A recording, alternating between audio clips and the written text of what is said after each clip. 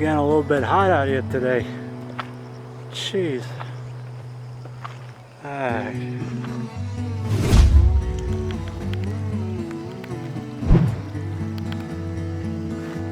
Don't fall, it says. Alright, here we go. This video is going out to Brendan, the runner guy, Brendan Joshua, I believe his full name is or so, or that's what we call him on Facebook, what I call him on Facebook. So this video is for you, and he's doing a collab video, so I'm going to put this on my channel and help he puts it in his channel. So let me introduce myself. My name is El Coyote Loco, or the Crazy Cardio. That's my YouTube channel. I've been on YouTube for about 10 years now, and I've been running for about 20 years. I'm currently in my mid-20s right now, and so a few things.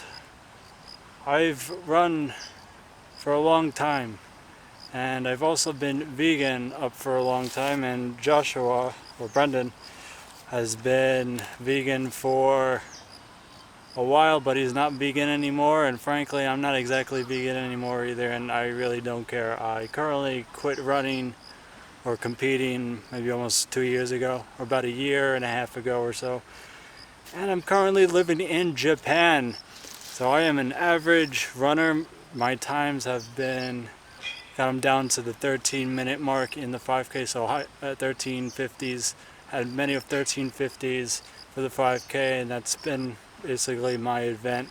And I'm like, okay, miler, not a great half marathoner, and I've ran two marathons, and I've hit was 224 for my first marathon, 221 for my second marathon, and just really didn't push it after that. And I've had a crazy life. I was born in Sicily, and I've moved to the United States. Elementary school or so, I can't remember. It was a long time ago. Ask my family. I don't know why we came, but I lived best of both lives. I would return back to Sicily to do some farm work and kind of just live on a farm in the summertime and then go back to school in the winter. And I've worked construction and painted houses and did all kinds of odd jobs for a very long time. I went to Adelphi University after high school, and I got accepted with a scholarship, mostly full scholarship through music, so playing the piano and running at Adelphi, and that was basically my only ticket into school. So I had a major in music and I had to be on a running team, and boy, I hated college, but the only thing I liked was being on a running team. And it's one of those things I missed, was, you know, that kind of connection you get when you're actually on the team and doing things. Frankly, I never actually trained or ran with anybody. I always trained and ran by myself. It's been through my whole entire running career, even when I started to actually really compete, which was high school. Sophomore year in high school is when I actually started competing. So I've been running before that, but I've never actually ran a race.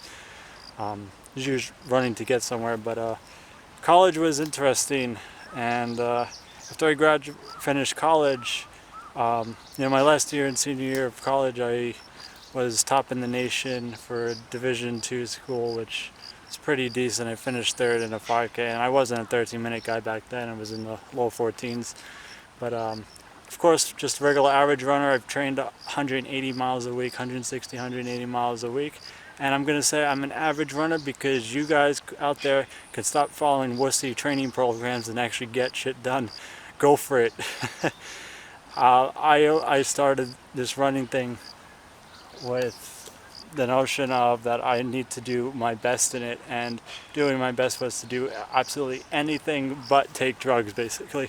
So train as hard, do as much as your body can take, and your mind would always push your body harder than it actually physically could. So I've basically broken myself 100 times over until my body ran the times that I wanted it to. I was vegan since basically my whole running career, almost 2010, all the way to last year, really. And being that average runner was always average. I was a 16-minute guy, when I was in high school or 15-minute guy in college to 14-minute guy in college to 13-minute guy after that, and I got the opportunity for running these times. I had an agent and actually was on the professional circuit running times. And my road times for the 10K, they're not that great, and my half marathon just wasn't really good enough. I will say an hour 5 half isn't good enough, and 29:0, low 29s on the road on hilly course it's decent, but it's like an average runner. An average Joe could run these times, but there's a lot of average Joes that put themselves down. They keep putting themselves down. Dude, that's crazy fast time. But I have to say, you're not doing the work. You're following these easy programs that are promoted on social media so much. Like, I've seen so much crap on Instagram, and it's always by some fitness guru who really sucks. you know? But I don't give everybody my training program, and only those who reach out to me and talk to me, I let them know exactly what you have to do, and it's a really long process. It was a 20-year process for me, with the last 10 years being crucial, and it's something what I've designed over time. But I wasn't that good when I was younger, and a lot of kids, a lot of people have been around the same and have been better than me, and they haven't reached that 13-minute mark, or that sub 14. And when I came over to Brendan's channel, I remember the first time when I met him, I had to be a wise ass and I had to comment on his video, and I had to tell him that he was doing it wrong or something. And he looked at it and he took it as constructive criticism, because he's that kind of person who wants to actually learn and grow, and understands that someone else may have a different opinion, and you want to take that opinion to test. And a lot of people send me opinions, and I take that opinion to test. And I'm not right all the time, so you got to learn from other people sometimes, and you got to find what works. So Brendan is definitely that kind of person. I see he's had that huge success on his channel, telling that to people, which is awesome and great. And I have yet to go to England to meet him, which kind of sucks. But I totally would love to, at one point, as currently right now I'm stuck in Japan, so I ain't going nowhere. But going back to running, Brendan has talked a lot about Kenyan athletes and world-class athletes, and back in, was it 2018, I got a chance to run and train with a group of Kenyan people. And people who think they know Kenyan athletes don't know Kenyan athletes, how they train and what they do. It's not what you hear on YouTube or anywhere else. And a lot of people aren't going to actually give you this information, one, because they can't, because they haven't lived with these guys. And this video is going to be too short, so I'm not going to explain what they do. And whether do I feel like I should give every secret that they do, because it's just their thing. And I feel like my YouTube channel ain't worth telling everybody this, because most of the world's not going to listen. Why? Because this channel is only for people who want to improve and be good, and it's not trying to sell you anything. The channels that get 1 million views, they're trying to sell you something. That's why they got 1 million views. We got I got a few hundred views on each video, and that's cool, because those few hundred views actually add up to being something. My subscribers, they actually watch and listen. So, and you can't help everybody. You can only help a few people, the people who want to listen, and that seems to be the couple thousand subscribers that I have on this channel. So, I've lived and trained with these guys, and it's great. They're better than me. Yeah, they're fast. What are you gonna say? They run another 13 minutes for 5K. They run 12:50s. And I'll stop it at that. But they're fast. That's it. I think anybody could be this fast. You gotta stop bullshitting and putting yourself down, because that's how you fail. And I could admit, I'm at the time of my point right now where I just don't really have the motivation to do it right now, and because the whole world is kind of shut down and nobody really has the motivation to do anything, I kind of feel like I'm just relaxing right now. So just give me a break, and after I'll go into doing ultra marathons. And I'll do my 10 miles a day, but I ain't doing 25 miles a day and all kinds of workouts. I'm just kind of hanging out in the woods on my weekends over here in Iwate, Japan.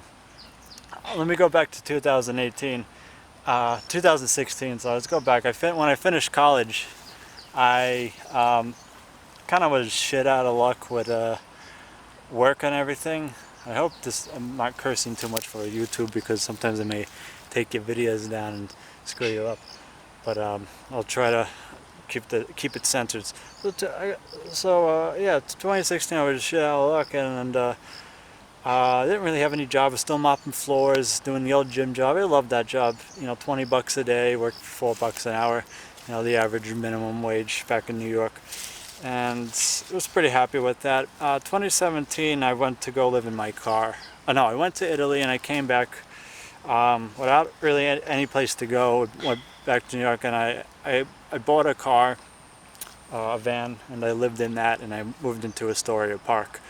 Astoria Park in Queens, New York, under the bridge, and I lived there. And what I did, I had my instrument. I had this keyboard that I picked out of the trash, and I invested my last little bit of money in a guitar amp to amplify it. And I sat in the subway 10 hours a day, and I hustled. And I wasn't too good at it first. I'd make 50 bucks, 40 bucks, 100 bucks on a good day. But then I learned, the songs that people needed to hear, and is the psychology of it, what got people to give you $1, and then as quick as it started, making 150, 200 bucks a day on the average day, almost 300, and then the holidays will roll around and they'd be $500 days. And the Christmas weekend, man, if I'd spent 14 hours in the subway and I make it go for the $1,000, almost 800, 900 bucks, and just trying to make it. And I was back in New York for the 2020 New Year's, and I was getting hassled by the cops so much because there was just so much going on. They just couldn't have you down there. But I, tried to make it get out, trying to make a $1,000 night, almost made it.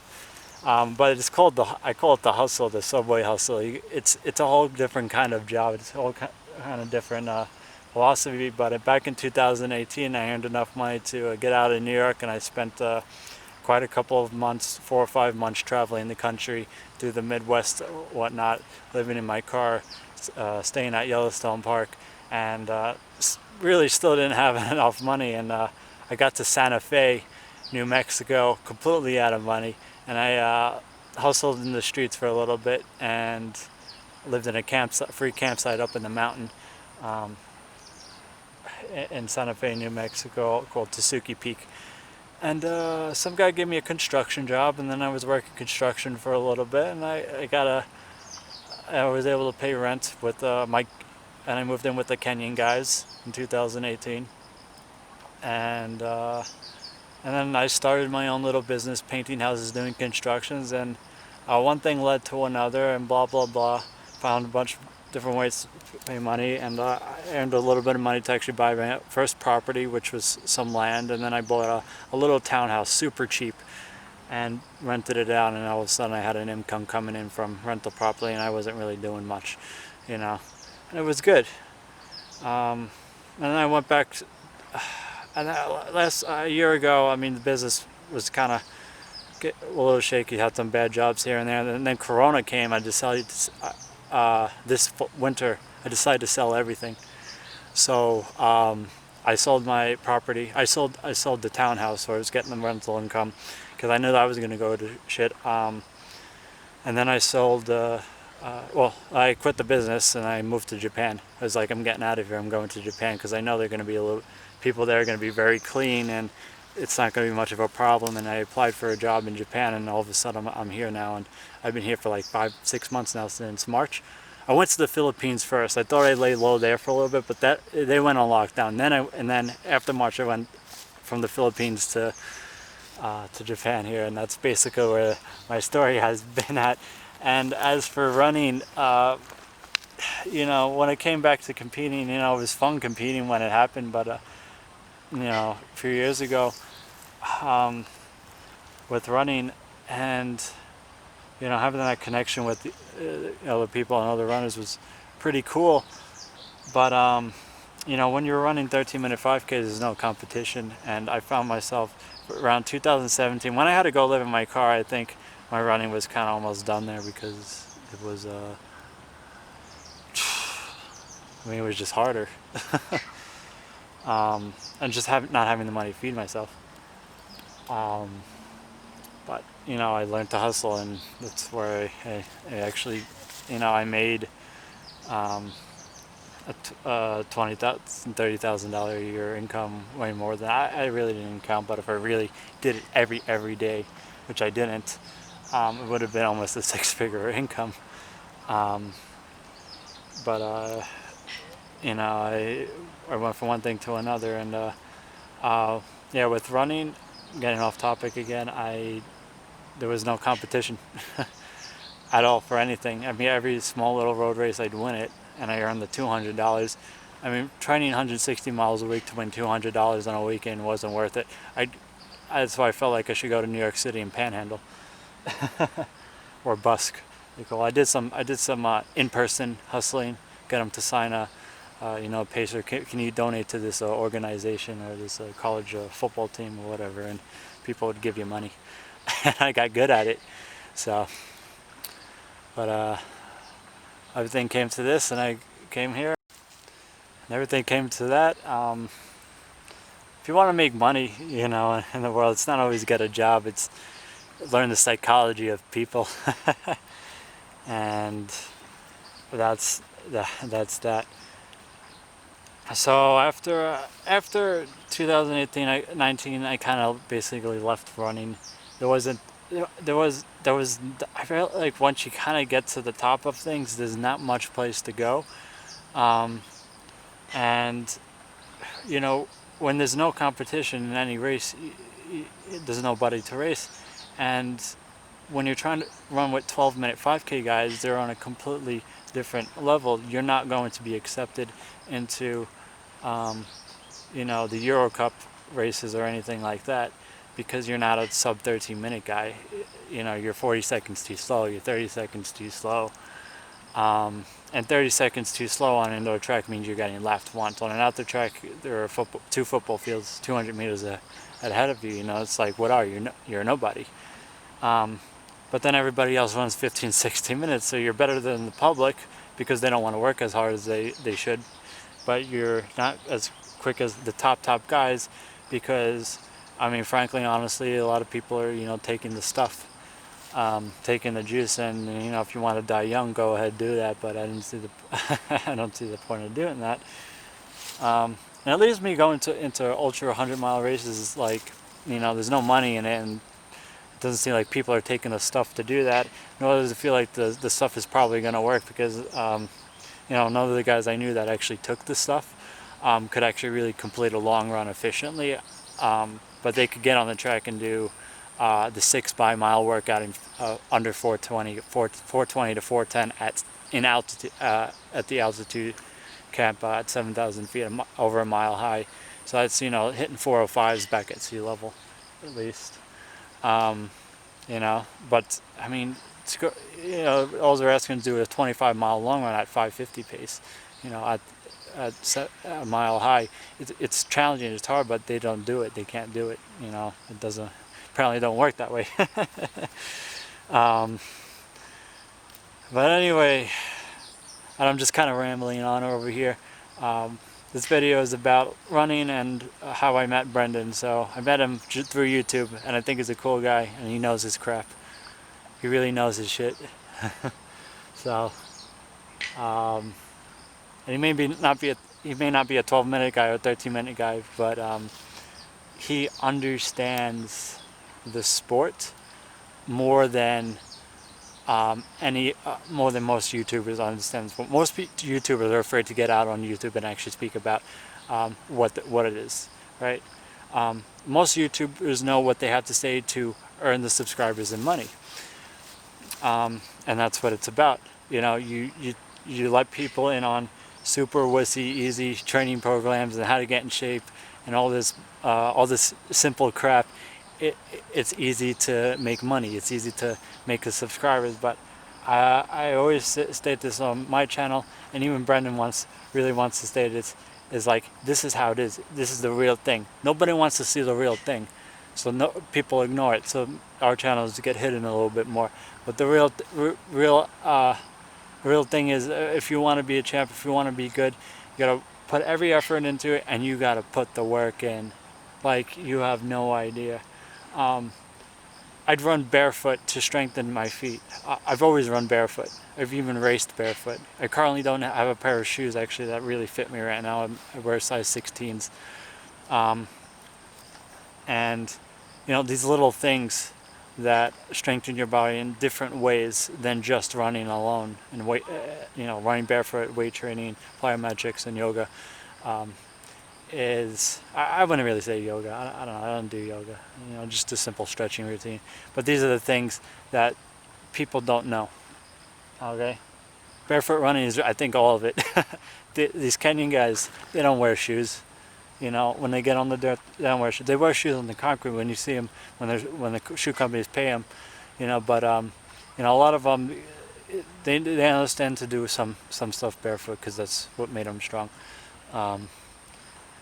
So, but that's the video, and that's it. 20 minutes. Forget about it.